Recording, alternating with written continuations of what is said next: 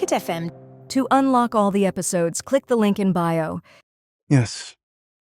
We should talk about our engagement. Carolyn says, if you'd like. She sits back. I would, Andrew says. This has been a wonderful night. I try my best. Andrew twists the ring on his finger. I can't help but feel that we aren't right for each other. Carolyn's eyes widen. Whatever do you mean? Well, you're an heiress. You have more money and power than I could ever dream of. I'm just some guy. I don't have nearly as much to offer. It's not about the money, Carolyn soothes. It's not because of the power either. These rings, show there's a deeper connection than anything I've ever seen before. I'm willing to try if you are. She covers her hands with her own. I'll give you whatever space you need, but this is really something special. I can feel it. Andrew nods. I think I need to think about this. All the magic stuff, this ring, it's a lot for me to take in. Carolyn nods. I'll see you soon then. Hugh can show you out. Andrew walks to the front door of his house. His phone rings. An unfamiliar number is contacting him. Hello?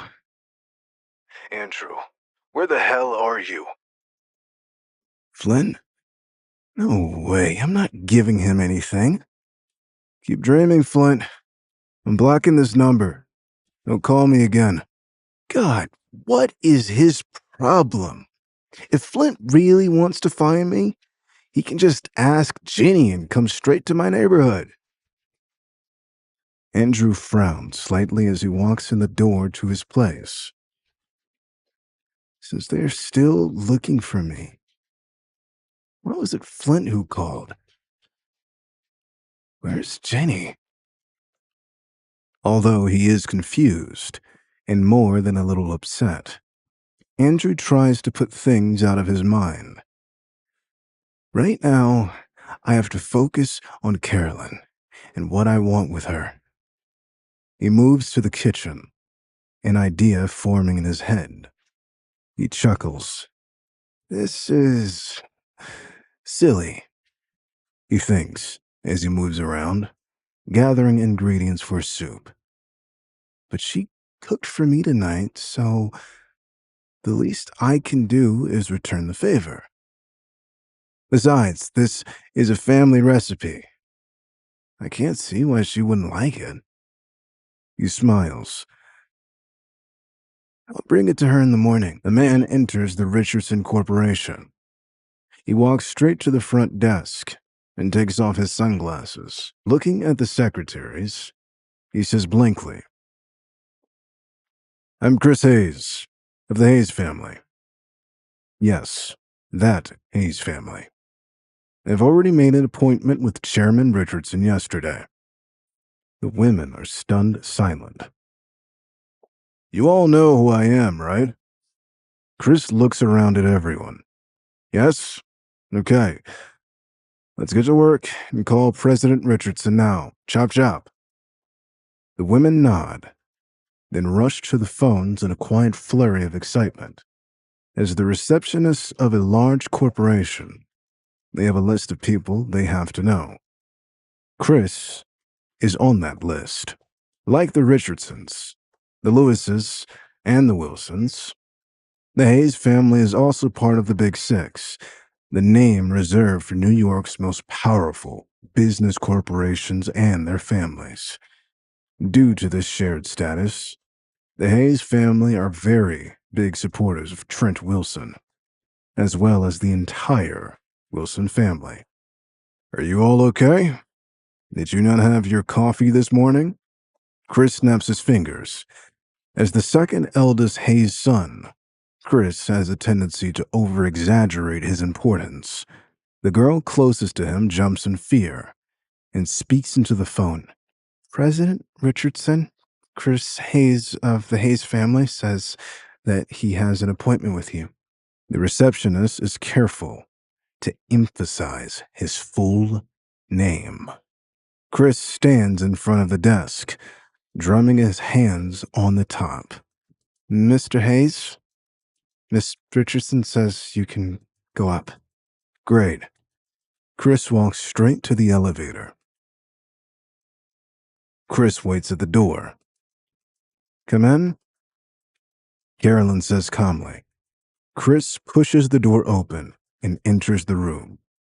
It closes behind him. Carolyn does not stop writing to look at Chris, nor put down the pen in her hand. She only says, sit. Seeing her dismissive attitude, Chris sneers. Carolyn Richardson, you are one bold woman. Calling me by my first name? Now that's bold. If you don't respect my rank, I can get someone to chase you out. Carolyn regards Chris coldly.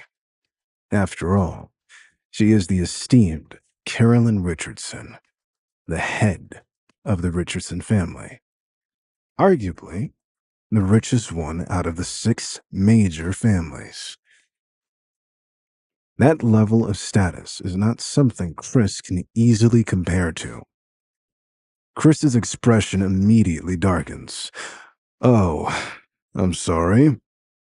He grits his teeth. My sincerest apologies. No, I'm cut from the same cloth as your father. You have to do better than that. With all due respect, you're not much older than I am. I think it's perfectly reasonable to expect us to work together as peers. Carolyn refuses to budge. Hugh, send the guest out. Carolyn instructs, motioning to her bodyguard. Hugh comes to the door, cracking his knuckles. Chris goes pale. Fine. He turns to Carolyn. Miss Richardson, I apologize. She waves Hugh away. Sit. She puts down her pen and looks up at Chris. Chris takes a deep breath and swallows the humiliation in his chest as he sits opposite Carolyn. The door closes behind Hugh. Lock it, please, says Carolyn. This is a private conversation. Hugh closes the door. Speak. She looks down her nose at Chris. Chris stared at her. Carolyn, don't you think that you're letting Trent down? If I hadn't returned in time, would you have married that nobody already? I mean, I just landed in New York yesterday, and it's already all over the tabloids. I assumed it was fake at first, but now I'm not so sure. If you marry some rando off the street, then Trent's reputation will be ruined. Not to mention he'll be furious with you. And, as you know, that won't reflect well on us. Carolyn stares at Chris. Are you sure about that? You must be mistaken. I am in no way as closely tied to the Wilson family as you are.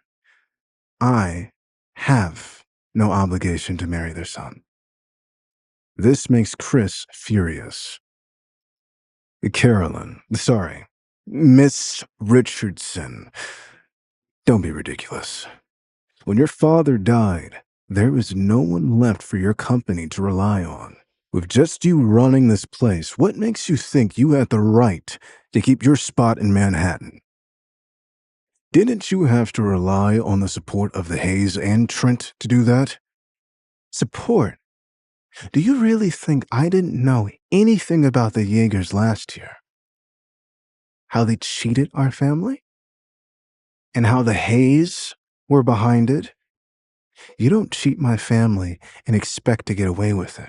Chris's expression immediately turns ugly. The Jaegers stole that project from us, and the Hayes were our allies. How else could the Jaegers have intercepted that project if not from getting information from the inside? But Chris's confidence falters. But in these 10 years, the Hayes family has helped you so much. Trent has helped you so much. Do you really want to say that's all been a lie? How funny. The corners of Carolyn's lips curl up into a cold smile. What exactly has the Hayes family helped me with? The business world is all about benefits. Think of it like a starving man at a feast. It's all about getting a slice of that pie. You do whatever you have to get fed. And if you don't eat, you die. If I hadn't let you eat off my plate, do you think those ugly so-called friends of yours would have cooperated? Chris's expression turns even uglier. As for Trent Wilson, I can't see how he helped me. She sneers at Chris. Did he stop you guys last year? Or did he speak up for me when you were all fighting for the scraps my father left behind? Chris stares at Carolyn, having nothing to say. When Carolyn's father had passed away, the rest of the Big Six fought to divide the Richardson Corporation's power. At that time, Trent Wilson had not chosen to stand on Carolyn's side and fight with her. He didn't participate at all. Instead, he had gone overseas.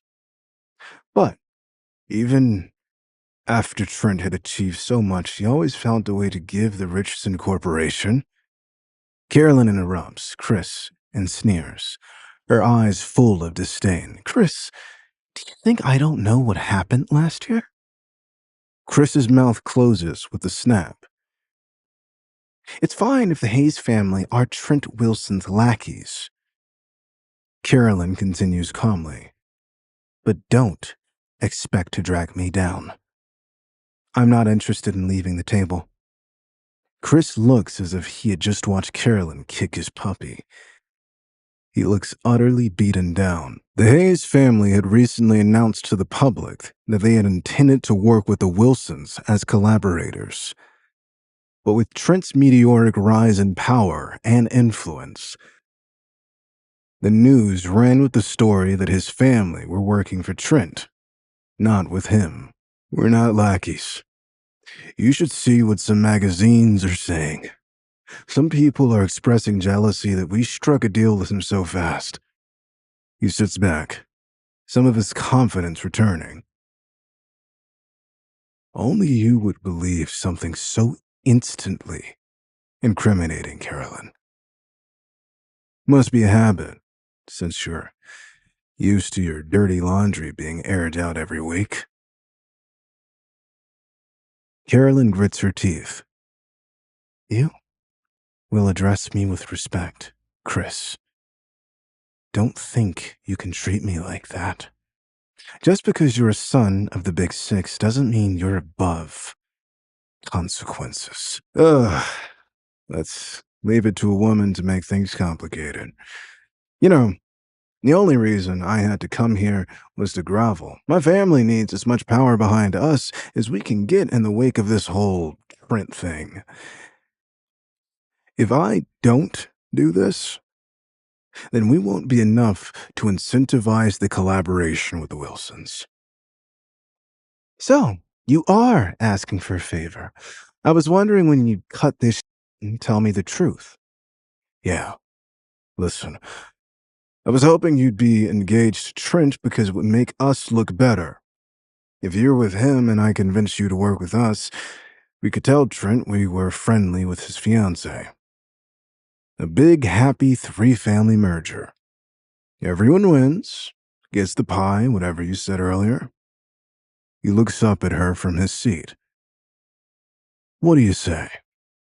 Carolyn snaps her fingers. Chris jumps in shock as a blade is pressed against his neck.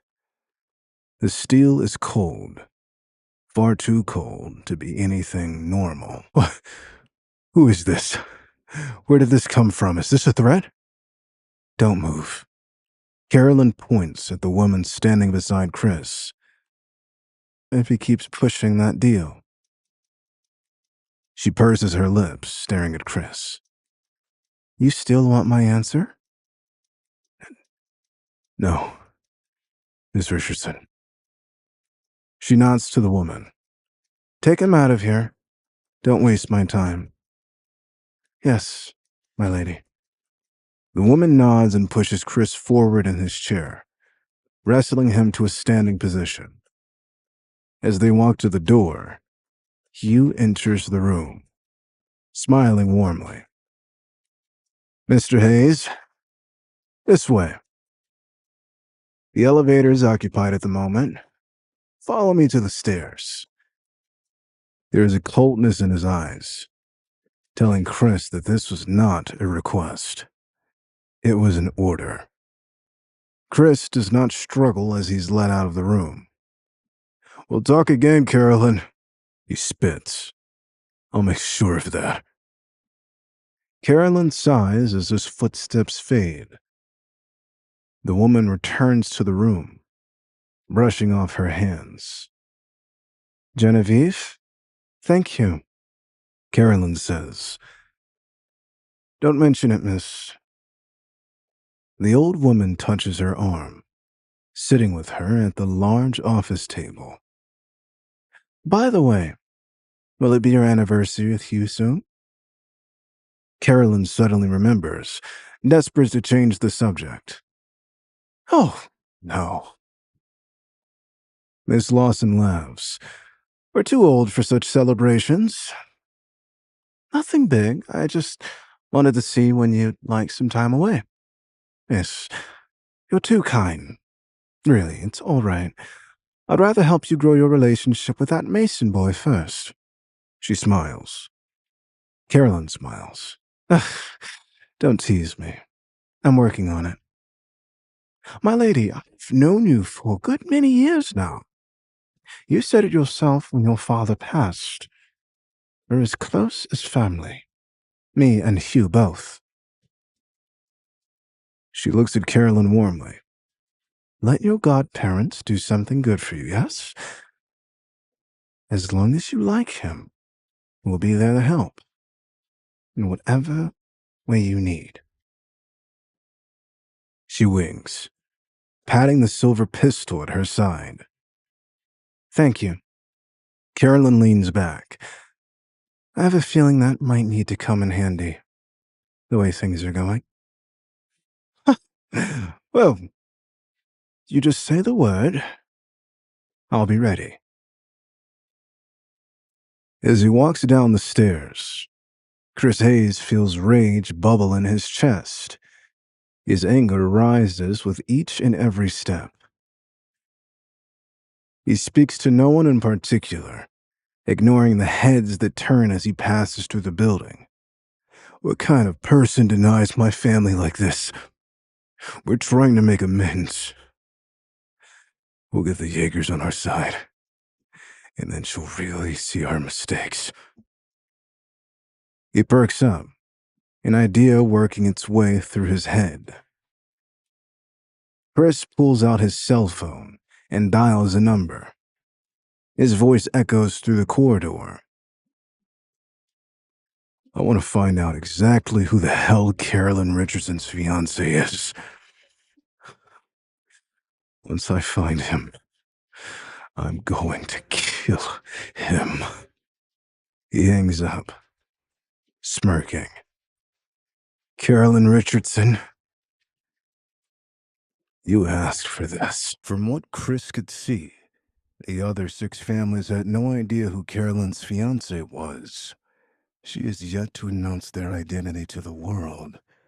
So the idea is, quite frankly, genius. Why not kill him, whoever he is? If the public doesn't know about it, then it doesn't exist. He mutters his dad's favorite saying under his breath as he leaves the building. His mind begins to race, thinking about the best way he could pull this off. I've got to be discreet, that's for sure. I know some guys, though. Real skilled people. This could all play out like one big accident. Chris walks out of the Richardson Corporation building with his head held high, unlocking his car with a chirp. In the shadows, away from the prying eyes of the public, Hugh Lawson peers around the corner. He speaks into a phone.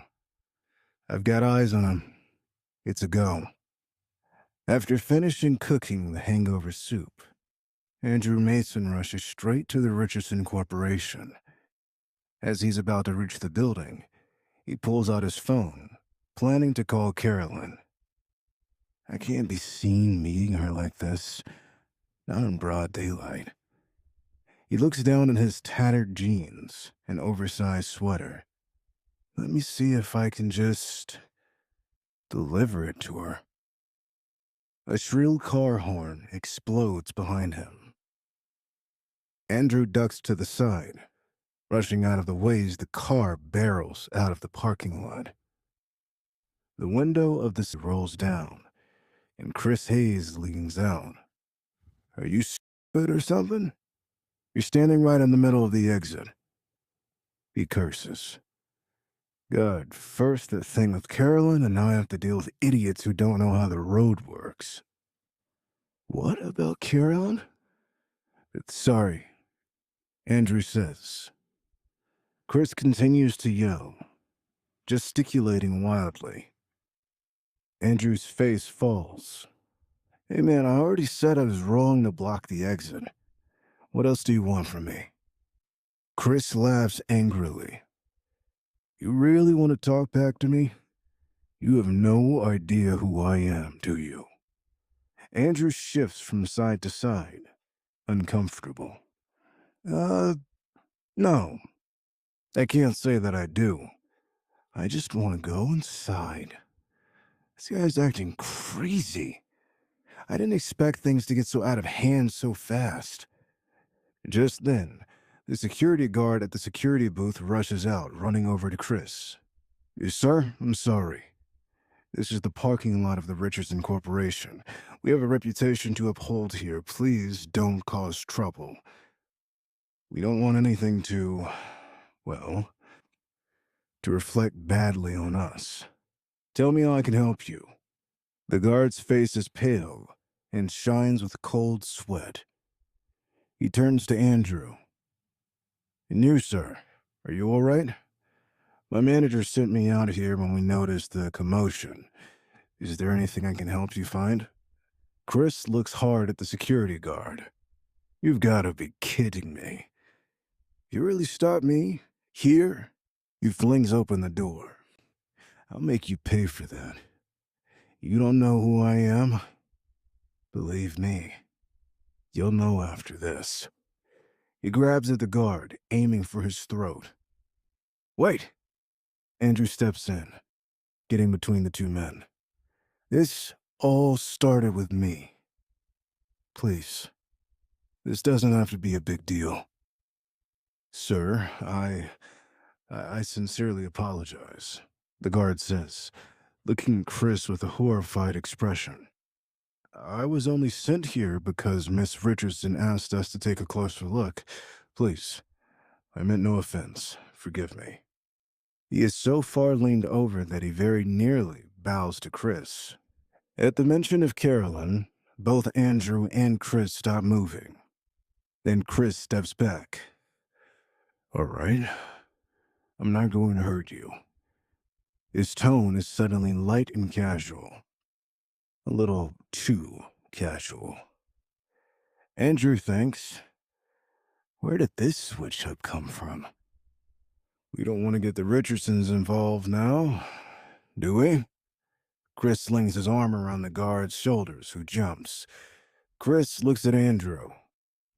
His eyes are so full of hatred. Andrew is unsettled. Jeez, he must not want to get into trouble, but that clearly doesn't make him any less upset with me.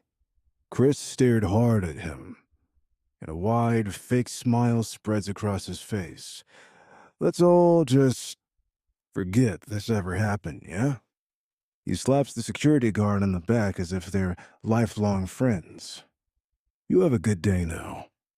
Still grinning, he climbs back into the only thing betraying his anger is the way he stomps on the gas pedal, roaring out of the parking lot and turning into the street so fast there are tire marks left behind. Turning to Andrew, the guard frowns. This is a parking lot. Deliverymen should go over there and wait. He shakes his head. Idiot. You almost got me killed. Deliverymen? Andrew is confused. Then, oh, the lunchbox. Right, yeah, that makes sense. The guard walks back to his booth, muttering under his breath. Andrew steps to the side, clearly turning towards the lot for deliveries this time, and calls Carolyn. The call goes through. What is it? Her voice comes from the other end. Andrew glances at the lunchbox in his hand. I've prepared a hangover soup for you. I'm downstairs. How can I get it to you? Downstairs? Outside, technically. I'm at your office building. She lowers her voice to a whisper. Andrew, you can't just show up here. You have to be careful. Someone could see you. Andrew chuckles. I don't think anyone will care if I'm here. Your security thought I was a lost delivery man. Seriously? Yeah, you should have seen the whole thing.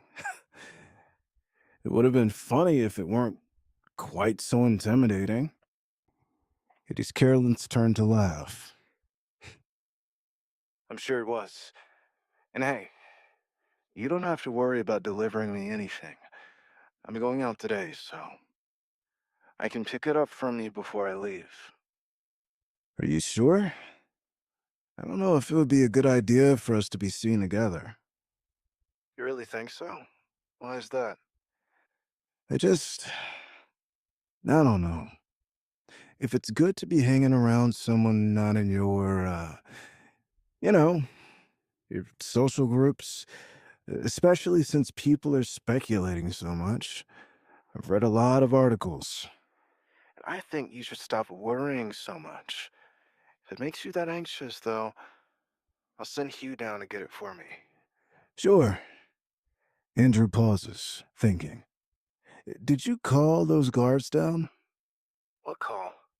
The guard that stopped that man. You said you had sent them down here. No, I never called him. I assumed he stopped you on his own. Is that a problem? No, just strange. That's all. Andrew changes the subject. I'll wait here for Hugh. Carolyn doesn't press any further. Okay. Andrew hangs up the phone, walking around for the main entrance of the building. After a few minutes, a group of deliverymen and paparazzi begin to gather together in a group. Are they waiting for something? Probably Carolyn. She said she'd be going out. I didn't think it would be so soon, though. But this is good. Then I can get out of here. The group emerges from the building. The cameras flash and click wildly. Carolyn is dressed in a form-fitting red dress, her hair carefully curled and arranged in an updo. Two people dressed in white flank her on either side. The one nearest to the cameras holds an umbrella up, both protecting Carolyn from the rain and giving her some privacy. "Miss Richardson, over here," the paparazzi yells. Two men rush up with a clipboard and a pen. "Miss Richardson, time for these packages?" Passers-by begin to stop and stare, drawn in by the commotion. The other person in white frowns, calling to the crowd. "Miss Richardson has to leave for a business meeting. She'll be gone most of the day, but we can talk about things in the evening." She turns to Carolyn. "Miss Richardson, the car is pulling around now. Just wait a moment." "It's okay."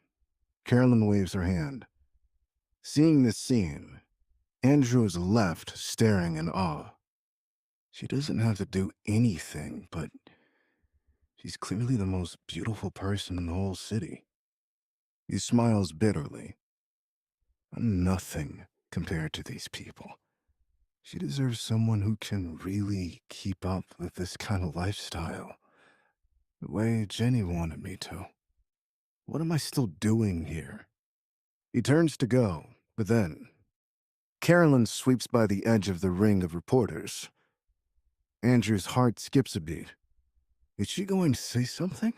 Do anything? Some kind of signal only for the two of us? But Carolyn keeps walking, not even looking over to acknowledge Andrew. He sighs. "Right. Maybe I got my hopes up when we had dinner together last night. I should have known it wouldn't last. Hell, isn't this what I wanted? Didn't I ask to get out of this?" The voices of the reporters fill Andrew's ears as he walks away. Everyone said that Carolyn would be gorgeous, but now, damn, she really lives up to her reputation. I think she looks better in photos, if you ask me. Every person marries her is one lucky. I'm in no mood to hear this stuff. I just want to go home. His phone vibrates. An unknown number. Carolyn? "Mr. Mason, please go to the corner nearest your location and bring me what you want to give to Miss Richardson." Hugh? What else was I expecting? Carrying the soup, Andrew walks to the nearest corner. "Sorry to trouble you, Hugh. This is some soup for Carolyn." "No trouble at all. Thanks." Hugh turns to leave. "By the way, sorry, did you make the call about what happened in the parking lot just now?" Carolyn says it wasn't her, but the guard said he was called over by someone. "It was me. The miss let me follow Mr. Hayes out." "Ah." Andrew nods.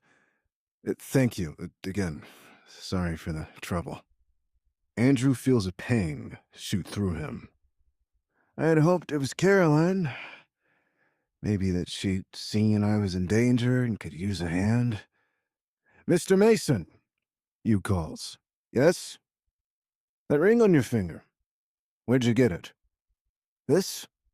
Andrew raises a hand, pointing to the simple silver band.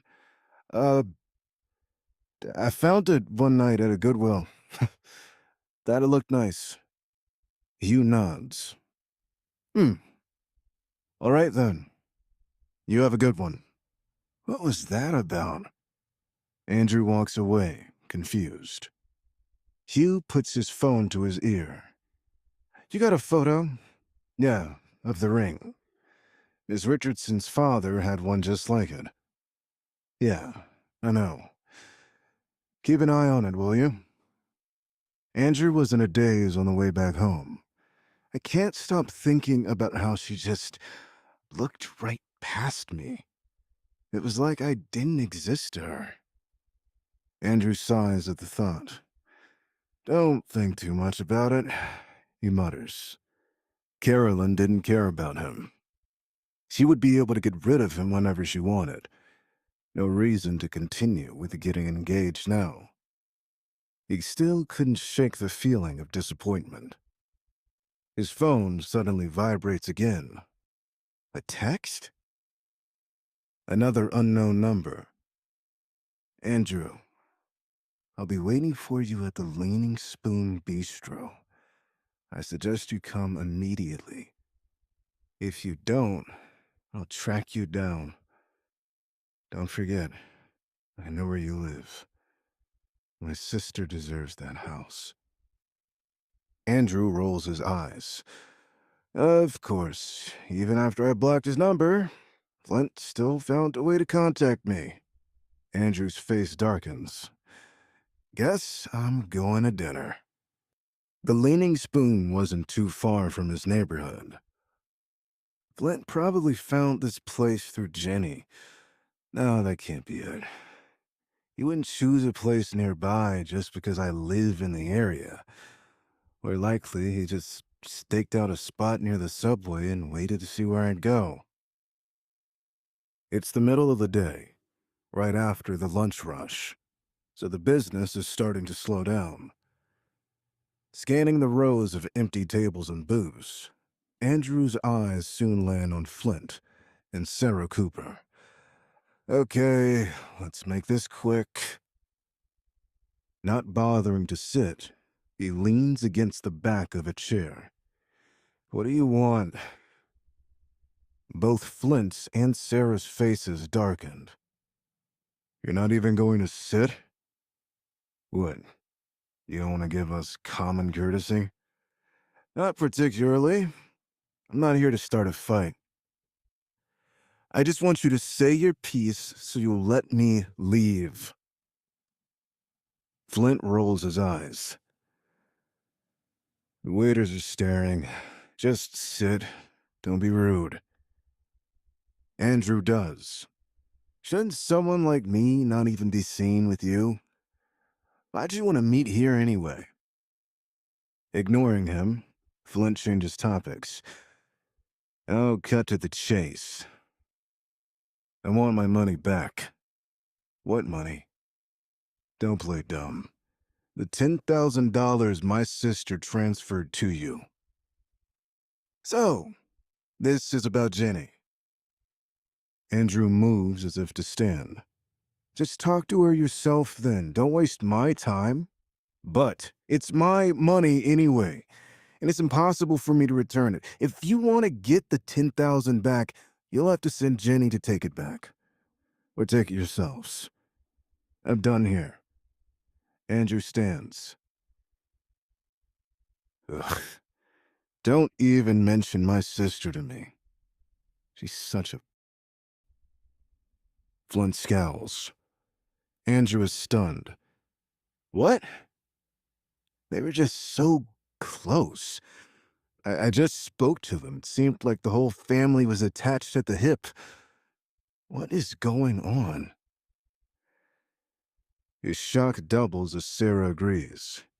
That ungrateful brat, she says, a resentful expression in her face.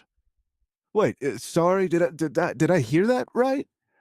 Andrew sits back down.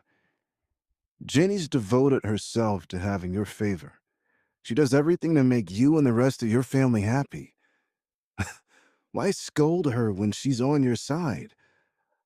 Unless you're targeting me as a last resort. He laughs incredulously.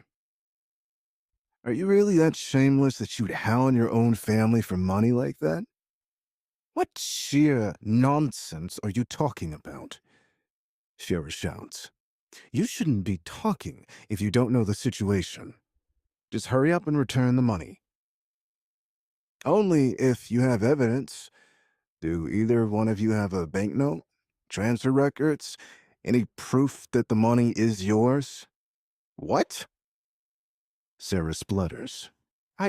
That is completely irrelevant. Just return the money. Yeah, don't be a... Flint says. I know you've got some tricks up your sleeve. You've got $1 million in your account. I shouldn't even make a dent in it for you. Return the money, and we'll leave you alone. Okay, I don't know what either of you are going on about, but this is getting ridiculous. Quite frankly, it feels like you're just embarrassing yourselves at this point, trying to get back at me.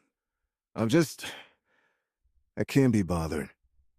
Andrew stands, walking out of the restaurant. The bell above the door jingles.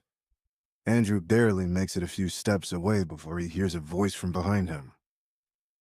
Running away so fast? Why are you in such a hurry? What? Andrew turns around. Jenny stands in front of him.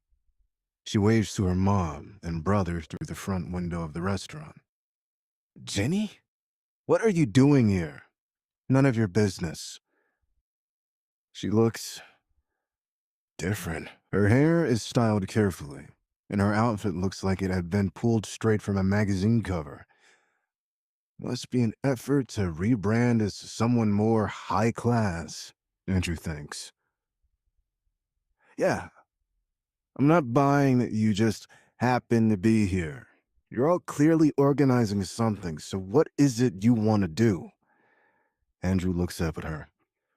I'm not surprised that she would show up here. After all, she was the one who had been behind the whole intervention. What's surprising is that not only would she let her parents insult her, she would continue to work with them after the fact. What do I want? Jenny's lips curl into a cold smile. I want you to die. Andrew is flabbergasted. I beg your pardon? Jenny smirks. Then beg. Andrew throws up his hands in frustration. Okay, I'm not standing around if you're just going to insult me. I'd hoped for a civil conversation, but I see that's not going to happen with any of you. Honestly, Andrew, it would be better if you just left. Jenny continues as if she had not heard him. Just keep walking, Andrew tells himself. I can't even be bothered with her. Don't think you can keep winning just because you won once, Jenny calls out. Andrew hears the click of her high heels as she walks to catch up to him. As she walks to Andrew's side, her tone turns vicious. Andrew, let me tell you something. No matter how powerful your supporters are, I can still get you this time. And I will get you. Don't think I won't. Supporters? What supporters? You mean my parents? Don't tell me you're still harping on the whole Andrew was raised poor thing. This is getting old. Andrew snaps. You want to hurt me? Get better insults. What other supporters do I have? Wait.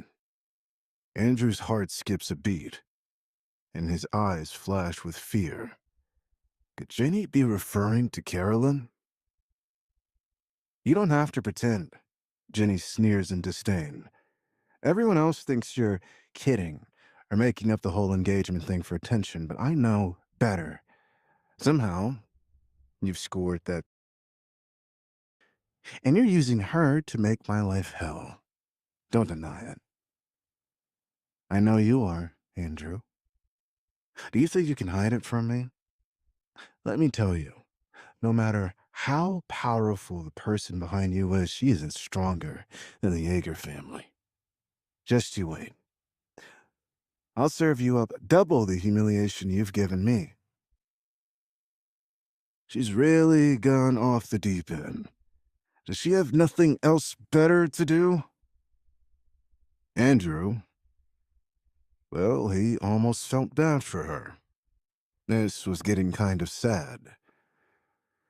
Regardless, he did not take Jenny's words seriously, and only heaved a sigh of relief. Even with all of her threats, it seems like Jenny doesn't know the full extent of Carolyn and the Richardson family's power. Otherwise, she would have realized that there is someone stronger than the Yeagers, and that Andrew is engaged to her. He smirks, holding the secret close to his chest. That's fine. I'll be sure to wait for that, double serving of humiliation. He walks on. Wait! Flint bursts through the door of the restaurant, running out to the street. Sarah's close behind. Jenny calls out to him, confused. Flint, what are you doing? Stay in the restaurant with Mom. We have to talk strategy. She huffs. Not that Mom would listen to me, but maybe with you there. Andrew stops in his tracks. Did something happen between Jenny and her mother, too? She would never have said that to Flint before. Flint widens his eyes in anger. Jenny, you've got a death wish if you think Mom is going to deal with you again. She pretty much said that you're dead to her. Jenny gasps. Andrew watches in shock as she launches herself at her brother, hitting and slapping every inch of his body she could reach. Ow, ow, oh, hey, stop. I just told you what Mom said to me. I don't think that's what's true. Liar. You're siding with Mom over this and you know it. You just want to go away and go to college using my money to pay for it. Sarah steps forward, trying to pull her children apart. Jenny, take your hands off of your brother. What are you doing? This is incredibly unladylike. Flint howls in pain. Mom, she's killing me. Andrew bites back a laugh. My God, they're really still like little kids. Sarah raised her voice. Jenny, you ungrateful daughter. What are you doing? This is your brother. I don't care. If he tries to hit me again, I'll go right to Charlie. See how you like it, having to answer to someone rich and famous. Charlie, Sarah says. Yeah. Jenny blushes, embarrassed. Charles Yeager. Both Flint and Sarah freeze on the spot, not daring to step forward. As Jenny sees this, a smug expression appears on her face, which immediately turns into arrogance. Wow, look at you two. I can't believe that's all it takes to shut you up. She crosses her arms. You both know we only got the money we did because of the house Dad left behind before he passed away. I gave Flint everything he has, and that's why he keeps expecting me to provide for him. That's just not going to happen anymore. I've got some very powerful names in my back pocket. You talk about me again, he'll face the consequences. Flint mocks her. Face the consequences? How powerful do you think you are? Didn't Charles Yeager only take you out for one date? Besides, anyone with eyes knows that he likes to. You are nothing special to him. He just wants one thing from you. We all know that. Stop fooling yourself into thinking anything different. So be it then. Flint and Sarah are stunned silent. Their expressions turn even uglier. Andrew could swear that Sarah was ready to launch herself at her own daughter as well. The hatred and anger in her eyes was so intense. We could have had a share of the loot. As your family, we're entitled to it. Ah, so Charles Yeager has taken an interest in Jenny. Andrew shakes his head, amused. This is going to be interesting. Flint seems to have thought of something. He suddenly looks very smug. Jenny, aren't you thinking a little ahead? 9 months ahead, maybe? Jenny blanches. What are you trying to say? Your pregnancy's has to still at home. If Mr. Yeager finds out that you're pregnant with James's child, I think you should think about the consequences. You might have much less power than you think. James's child? Andrew is shocked. If this gets to the Yeagers, then Jenny will be in big trouble for sure. What does it matter that I'm pregnant? And so what if it's with James? That doesn't change anything. Jenny sounds desperate. Flint chuckles. Charlie only wants from you. If he can't have that, he'll drop you. You'll lose your money and your reputation in one fell swoop. I'd watch your words if I were you. You need us. Don't think that you can make it alone. Listening to her son speak, Sarah's entire face changes. She lights up as if it was her birthday and Christmas morning all at once. This is her chance to get her daughter back under her control. Walking to Jenny, she sticks her hand out to shake. $100,000. We won't say anything. She looks at Jenny. You pay us. We'll keep quiet. You can social climb all you want.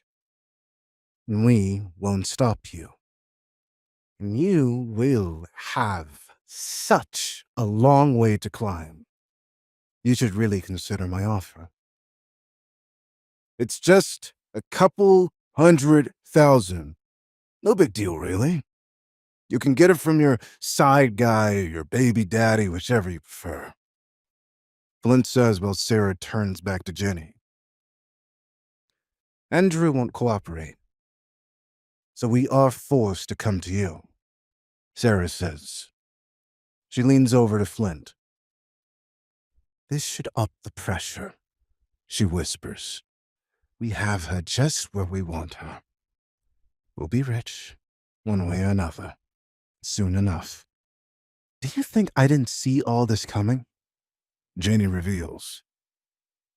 What? Flint and Sarah look at her, stunned. When you called me to ask where Andrew lived, I knew that you had been snooping around.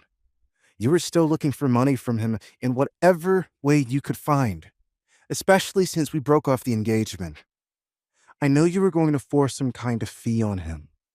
I've lived with you my entire life. Jenny sneers. I know what you're like. You deplete one source of money, you go to the other. No luck with Andrew? Just come over to me. I've helped you before. Why on earth wouldn't I keep doing it? Not like I've ever had my own life to support.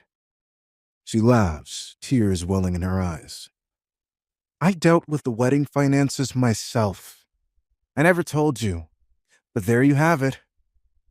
You get nothing back. It's been taken care of. So you can stop it or change it around. It's done. Phew, how could you? Sarah yells. Also, there's no need for you to worry about the baby. I already had an abortion yesterday. Jenny mocks Flint. Have either of you considered that maybe I don't care? I'm having fun. I'm doing what I want. I'm trying to figure out how to move on after you both canceled my engagement and decided who is and isn't good for me. I loved Andrew. Now I love James. We're not trying to get married anytime soon, so who really cares what I do? Quinn was right. I do too much for both of you. I'm done. Sarah and Flint stand in the middle of the street, frozen. And Jenny walks past Andrew, who is equally in shock. She pauses for a moment and whispers into his ear. We'll settle our scores on our own time. Trust me on this. You and I are far from over. I'm going to get my revenge, and I'm going to use the Jaegers to help me. If Charles wants to kill you, it'll be slow and painful. Andrew miraculously does not panic. He straightens up and meets Jenny's gaze. The Jaegers can crush me however they want. But let me remind you of something. Charles and James aren't going to support you like I did. They might have money, sure, but they won't love you. Not the way I did. I know James is always looking after the next young model, and from what I just heard, your Charlie is no better. I loved you. They can't give you that. Jenny's face is ashen. It is as if Andrew had stabbed her in the heart. It looks as if she is going to cry, but she composes herself. So what? Her face is steely. Love doesn't matter. I'd rather be with someone who wants me the way they're supposed to. I told you that's because I didn't. Yeah. You didn't want any accidents. You couldn't afford a kid. I remember the excuses, Andrew. It doesn't make me feel any better now than it did then. I'm glad we aren't together anymore. I used to be sad about it, you know? I thought James was nice, but I wanted to get back together with you. You did? Yeah. Not anymore. You're a stick in the mud. You didn't want to go anywhere. You didn't want to do anything. It all cost too much money for you. I offered to pay. I didn't want you to, but I could have. Jenny snaps. We could have made it work if I changed myself. If I set myself up for a life that I didn't want. Andrew explodes. He's had enough. Jenny, I'm happier without you too. I know you're hell-bent on getting me back for whatever it is I did to you. Do your worst. I don't care. I'm figuring out my own life. You can keep yours far away from me. The silence that follows is deafening. Jenny looks utterly defeated. Any feelings of superiority that she felt from crushing her mother and Flint disappeared without a trace. All that was left was anger. How could you? She says, her voice shaking. My God, I'll never get away from you, will I? She looks furious. Her hand comes up, raised to slap Andrew. But Andrew is faster and stronger. He grabs her hand at the wrist. What's wrong? Can't hit your lousy ex-boyfriend. Other man must not have given you any muscle then. Huh. Let go. Jenny grits her teeth and struggles in his grip, trying to pull her hand away. Andrew releases her hand suddenly. Jenny's mouth opens in shock as she falls, stumbling a few steps back and falling hard on the sidewalk. Flint is the first to rush over to her. He hauls her to her feet, throwing Andrew a dirty look. Sarah is silent. She just brushes off Jenny's arms and shakes her head. You're done for, Andrew. You'll reap what you sow one day. Andrew, all the fight gone out of him, turns around and leaves, his face expressionless. Meanwhile, Carolyn Richardson sits in a private room in the back of a fancy restaurant. The sun outside the window is still bright, but the white lace curtains block off most of it, giving the room an intimate feel despite the late afternoon time. Surrounded by her security detail and business partners, Carolyn sits at a table, her dress covered by a linen napkin. Her eyes are glazed over, and she seems to be off in another world as she picks at her plate of pasta. Miss Richardson? The people at the table exchanged worried glances. Miss, are you all right? Carolyn looks up startled. Before she can answer, there is a knock at the door. Miss, I'm back. Hugh slips through the doorway, closing it before anyone can peer in from around the restaurant. The interruption brings Carolyn out of her daze. Come in. Miss, Mr. Mason asked me to give this to you. Said it's some kind of soup. Hugh places the lunchbox on the luxurious dining table, which makes it look out of place. Okay. Thank you very much, Hugh. Carolyn smiles, looking at the lunchbox.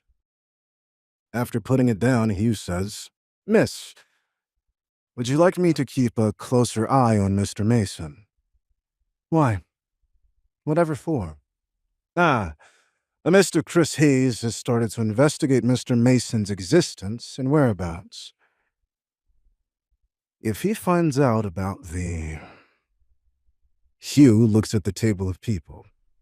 The matter with his finances, I'm afraid it will be quite bad for Mr. Mason. Hugh gestures to Carolyn. Could you come with me, please? I'd like to discuss this in a more secluded area. Carolyn looks at her colleagues apologetically. I'm terribly sorry, but I have to follow. I'll return shortly. Please, make yourselves comfortable. Carolyn follows Hugh across the room, down into a hallway near the emergency exits. His voice is a low whisper. Miss, I apologize for disturbing the meeting, but I felt it important to make sure you know about this. Mr. Mason was seen wearing the ring your father wore when he was alive.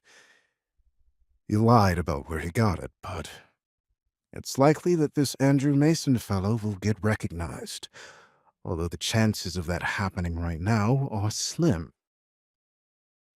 Carolyn frowns, thinking. After a while, she shakes her head. There's no need for that for now. Based on my understanding of the Hayes, they probably won't waste their energy in keeping tabs on Andrew. If you start to offer him security, you do the opposite of what we want. You risk exposing his identity. If people know he's worth watching, it might put Andrew in more danger. She sighs, turning away. If Andrew was willing to appear openly, it would allow me to protect him better, but he doesn't want to cause a scene, and I can't say I blame him.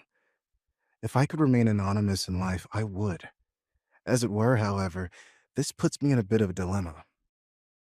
However, she hesitates for a moment and says, You should follow Andrew in secret.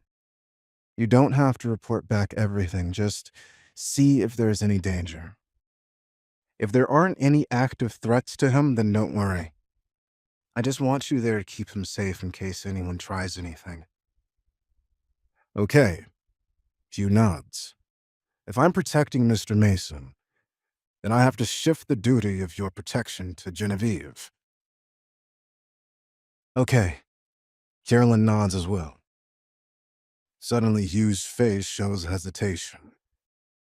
Carolyn notices. What's wrong, Hugh?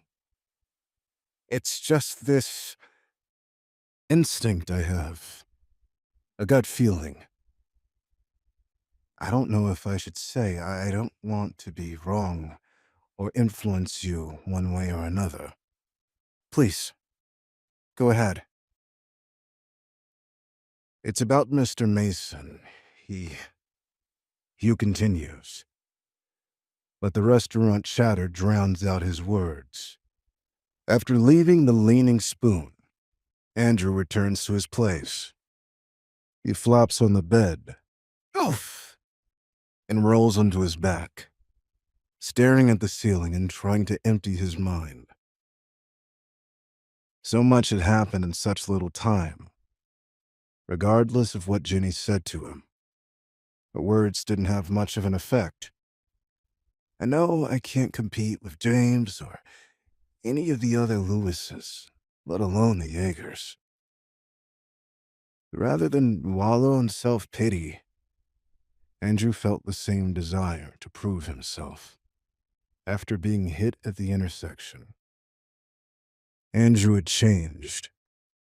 Even if I have nothing, even if I can never defeat them, I'll still do my best to show them who I am. He lets his thoughts drift back to Carolyn and her indifferent gaze from the morning. I could ask her for help, but why bother? If she didn't look at me then, what reason would she have to see me now? Please subscribe to the Pocket FM YouTube channel and press the bell icon for instant notification. Check out our channel for more such exciting shows.